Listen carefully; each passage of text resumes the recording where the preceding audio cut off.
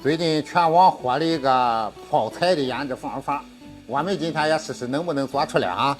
就是一颗牛心泡菜，切开的，放在里边，加开水，开水哈，这里边放点蒜，放几个小米辣，再来哈，你把花椒，放盐，再来哈1大勺白醋。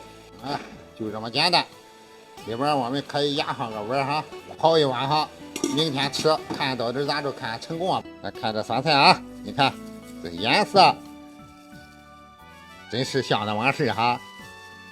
哎呀，好，这味儿还老好了，行啊，挺好，这味儿，这个办法能成功啊！喜欢吃酸菜的可以做起来哈。